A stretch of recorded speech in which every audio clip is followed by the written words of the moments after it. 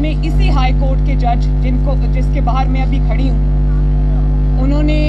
Shocking revelations کیے، shocking انہوں نے جو حقائق ہیں وہ قوم کے سامنے رکھے۔ شوکت عزیز صدیقی صاحب نے یہ سٹیٹمنٹ دیا آن ریکارڈ، باہر سے شاید وہ خطاب کر رہے تھے، ان کی ویڈیو ہے۔ اس کے بعد انہوں نے اپنا سپریم جوڈیشل کونسل میں دستخط کے ساتھ انہوں نے اپنا بیان حلفی جمع کرایا، اور وہ حقائق آج میں قوم کے سامنے اپنے کیس کے تناظر میں ایک دفعہ پھر رکھنا چاہتی ہوں، اور وہ یہ ہیں کہ انہوں نے کہا کہ اس وقت کے ڈی جی سی جنرل فیض حمید صاحب، اب میری بات کو بیپ نہیں کرنا، جنرل فیض حمید صاحب ان کے پاس تشریف لائے اور ان کو کہا کہ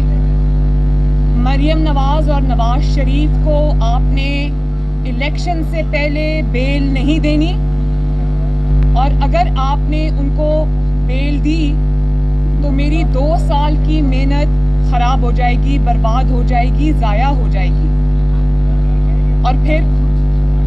ان کو یہ کہا کہ اگر ان کو سزا ہو جاتی ہے، سزا ہو جائے گی، تو انہوں نے یہ کہا کہ آپ کو کیسے پتہ ہے کہ سزا ہو جائے گی؟ آپ کو ورڈکٹ کا پہلے سے کیسے پتہ ہے؟ خود چل کے ان کے گھر گئے۔ تو میں آج یہ بات میں نے اپنی درخواست میں بھی لکھی ہے، اور میں نے یہ کہا ہے کیونکہ اس سے یہ ثابت ہوتا ہے کہ میرا کیس جو ہے وہ پولیٹیکلی انجینئرڈ ہے۔ وہ جنرل فیض حمید صاحب نے نہ صرف یہ کہ اس کیس کو بنایا، اس کیس کو چلایا، اس کیس پہ سزا دلوائی جج بشیر کے کورٹ کے تھرو، اور پھر اس کے بعد یہاں تک نہیں، انہوں نے اس بات کو انشور کیا کہ کوئی ایسا بینچ نہ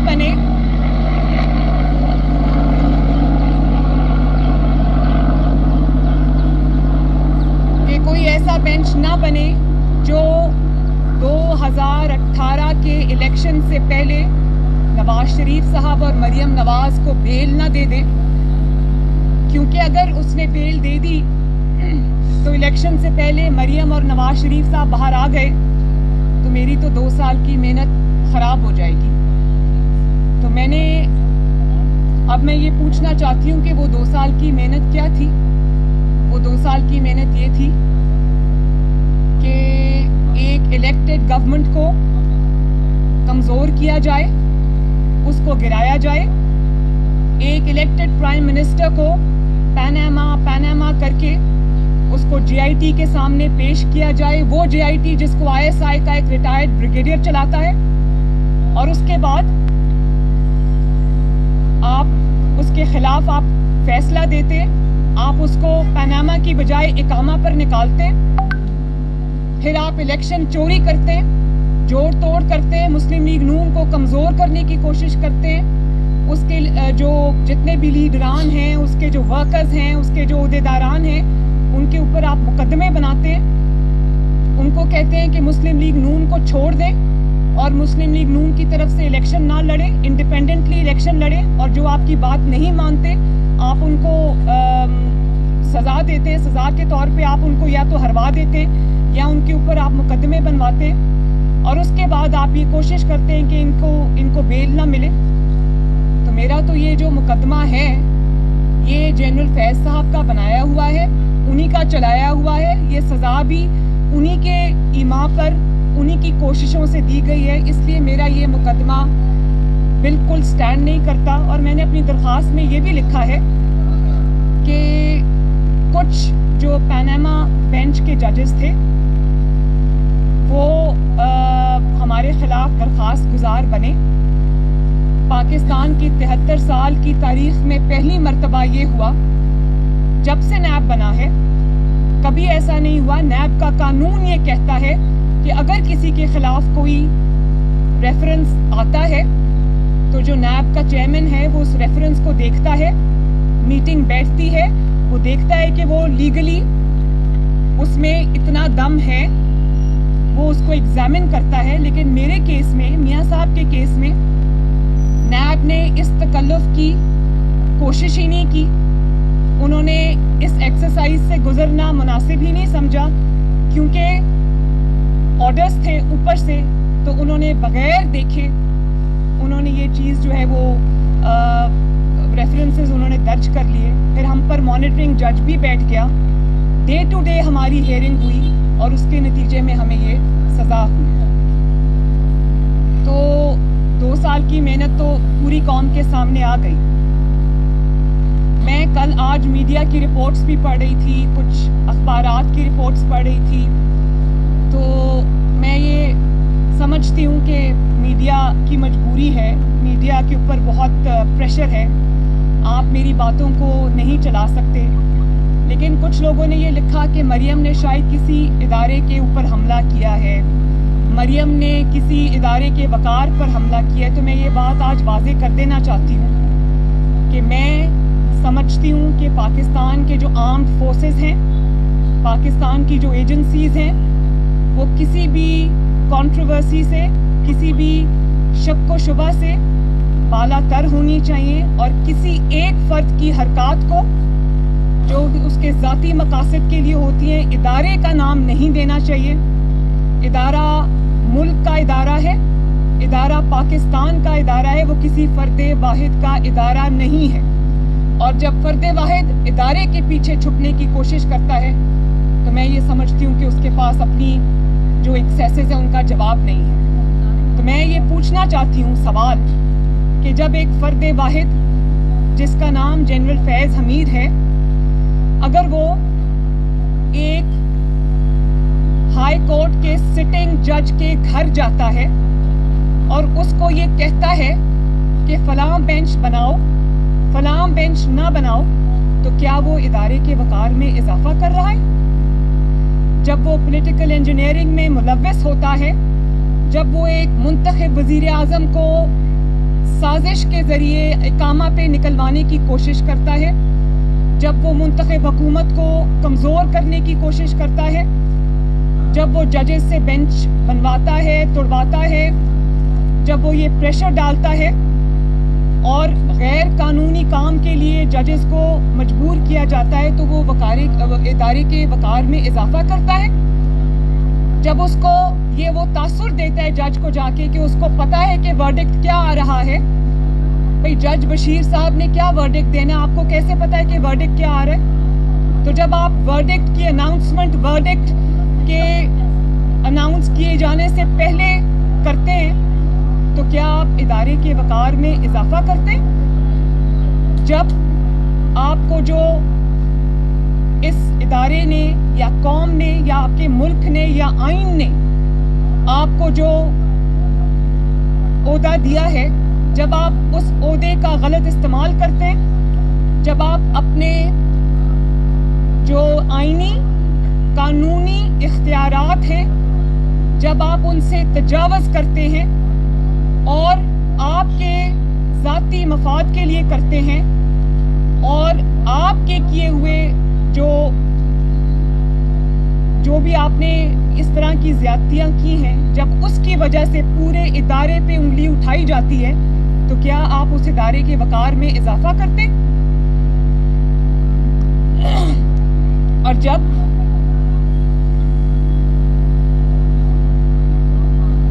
तरक्की करते हुए पाकिस्तान को आप जो है वो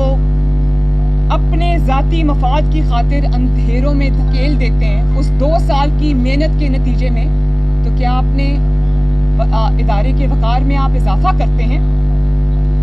अफ़वाज पाकिस्तान जो हैं वो मुल्क की ताकत है, हमारी ताकत है,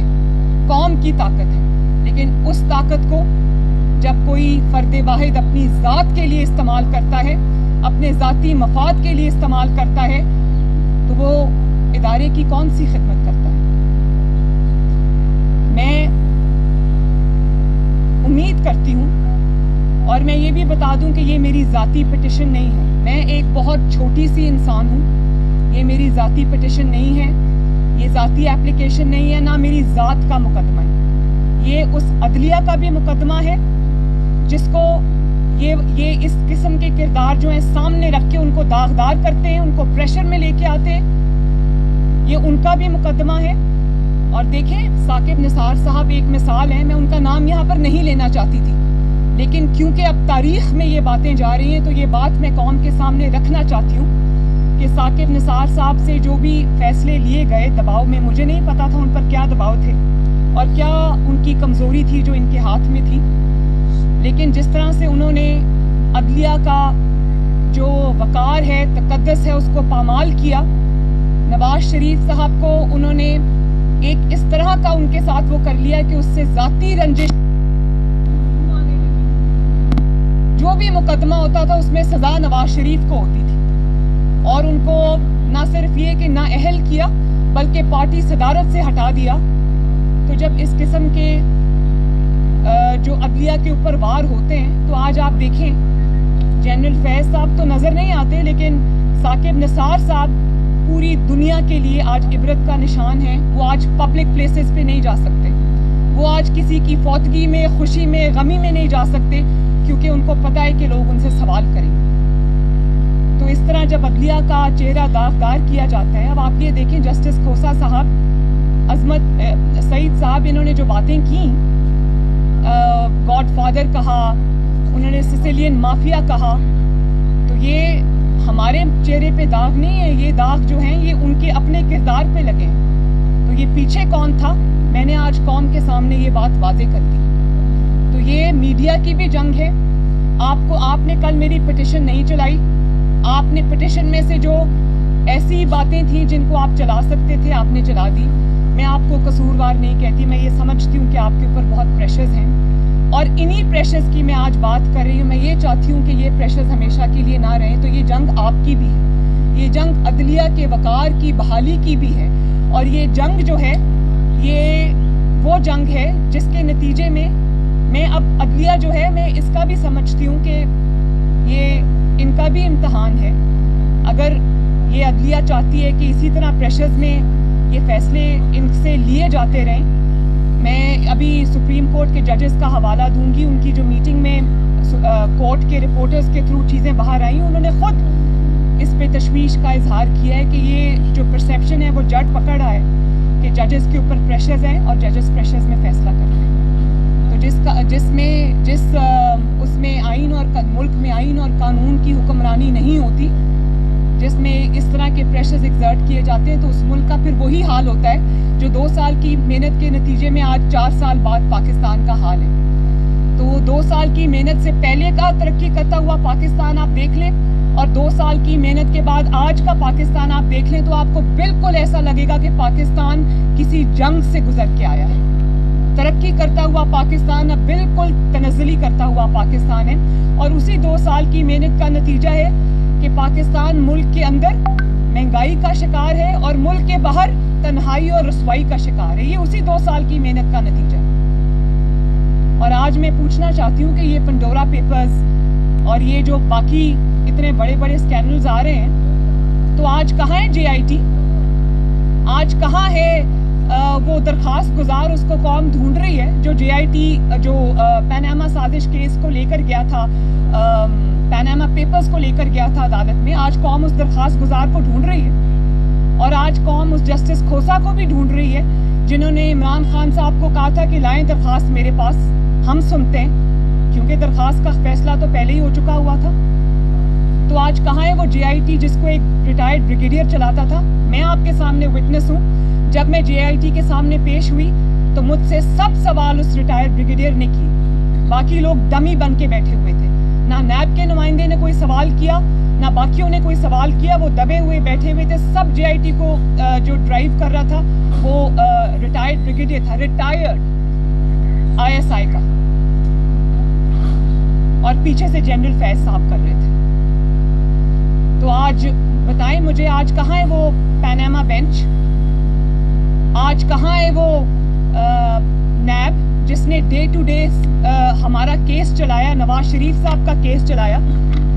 کئی سینکڑوں پیشیاں ہم نے بھگتی. تو آج کہاں ہے وہ سب, آج وہ ماحول کیوں نظر نہیں آ رہا؟ جب آپ سے سوال ہوتا ہے تو آپ یہ کہتے ہیں کہ میں حساب نہیں دے سکتا کیونکہ اپنے جو دیے گئے تحفے ہیں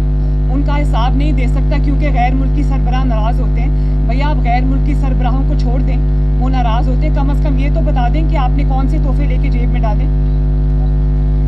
اور آج جب آپ کے سامنے اتنے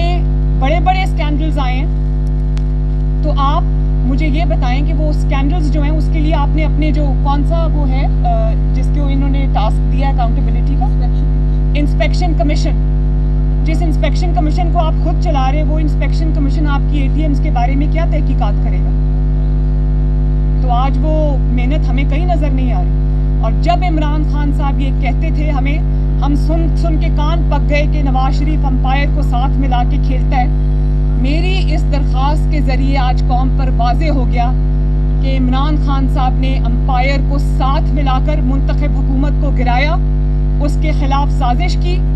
پہلے ہم اس کو بھی 2014 سے وہ شروع ہوئے, دھرنوں سے جو بات شروع ہوئی, اور اس کے بعد آج تک وہ امپائر کو ساتھ ملا کے کھیلتے ہیں, اور اس امپائر کا نام ہے جنرل فیض حمید. تو مجھے ان باتوں کا جواب چاہیے. اور یہ بات جب کہتے ہیں ہم یہ بات جب کہتے تھے تو کہتے تھے کورٹ میں کیوں نہیں لے کے جاتے, نام کیوں نہیں لیتے. آج میں نے نام بھی لے لیا اور کورٹ میں بھی لے گئی. تو آپ کوئی سوال ہے تو کریں. میڈم یہ بتائیں کہ جس طرح عمران خان نے پیناما پیپرز کو کورٹ میں لے کر گئے تھے, کیا مسلم لیگ نون پینڈورا باکس اور پینڈورا پیپرز کو کورٹ میں لے کر جائے گی؟ دیکھیں مجھے تو انتظار ہے کہ جسٹس کھوسا صاحب آئیں اور مجھے کہیں. عمران خان صاحب آن ریکارڈ ہیں, مجھے تو جسٹس کھوسا نے نہیں کہا کہ آؤ اور لے کے آؤ پیناما پیپرز, میں فیصلہ کرتا ہوں, پینڈورا پیپرز لے کے آؤ. پی ایم ایل کی اپنی کیا صدیقی صاحب جی اچھا, آپ نے بھی جنرل فیض کا نام لیا, آپ نے چلایا. ایک اور ریسنٹلی آپ کورٹ میں تو آئی ہیں, کیا آپ محمد جاوید باجوہ صاحب کو یہ تمام چیزیں لکھ کے بھجوائیں گی کہ آپ کا ایک آفیسر کس طرح ڈیموکریسی کے خلاف مینیپولیٹ کر کے اور سازش کرتا ہے؟ میرا خیال ہے کہ میری پٹیشن میں ہر چیز سامنے آ چکی ہے, اور اس کا صحیح ہونے کا ثبوت یہ ہے کہ جب یہ الزامات جنرل فیض حمید صاحب پر لگے, وہ ڈی جی سی تھے, اور الزامات لگانے والے جو